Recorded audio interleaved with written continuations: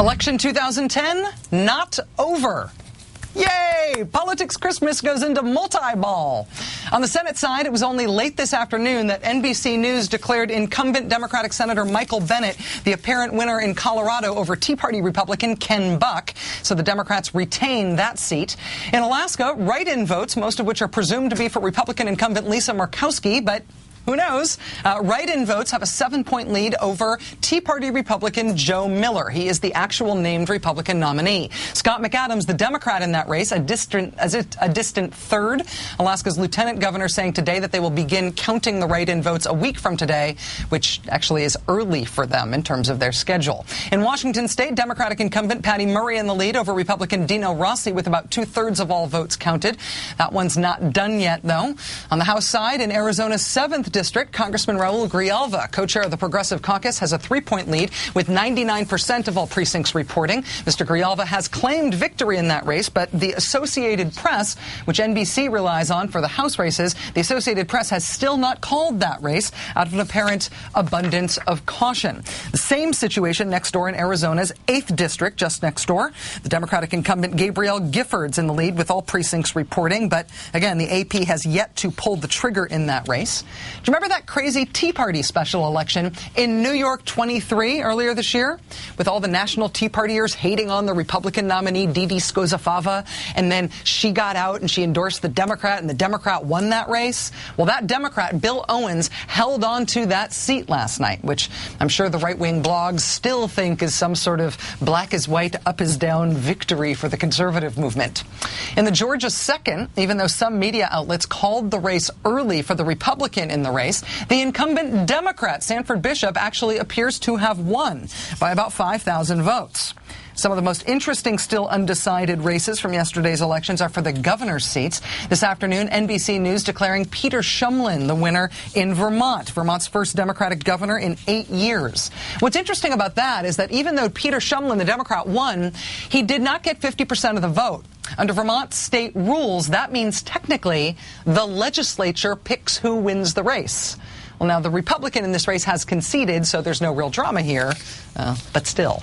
In Minnesota, Democrat Mark Dayton holds a slight lead over Republican Tom Emmer. That race is headed for an automatic recount, which makes Minnesota the new Minnesota this year.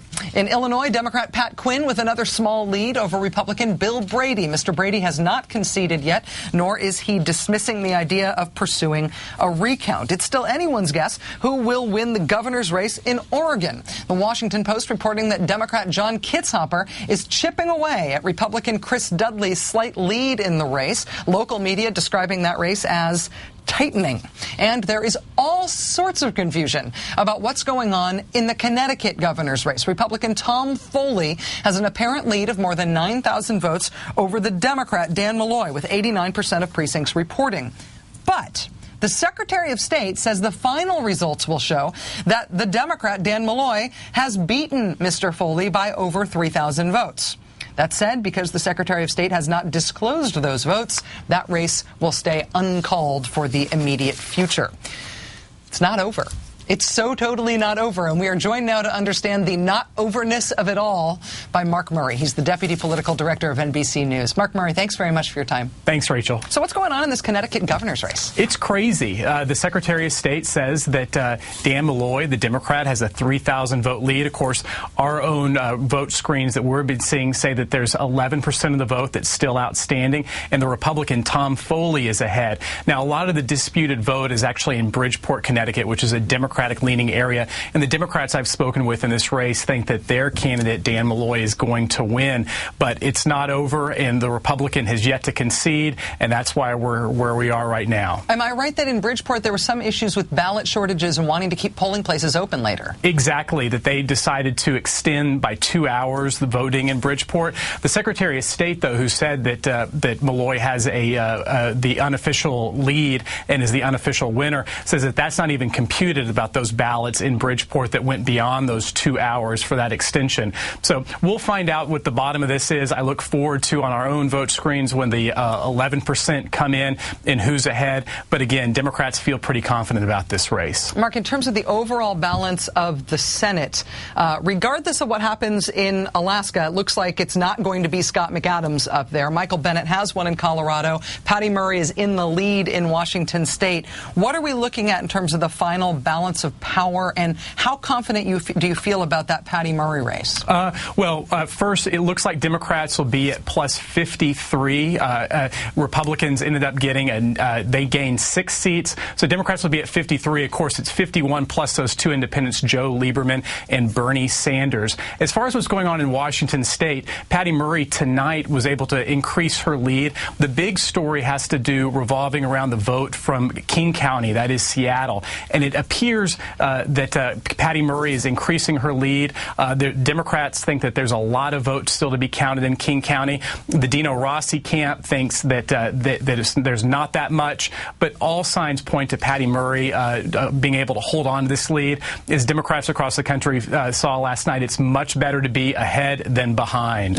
Do you have any idea when that Murray-Rossi race is going to be decided? From both campaigns I was speaking with, they thought that it would go into next week. Of course, the new votes that just came in just a few hours ago show that Murray increased her lead. It'll be interesting to see what our decision desks, they are taking a very well-deserved break after a very, very long day, what they decide to see once they crunch the numbers with that new vote that's out from King County.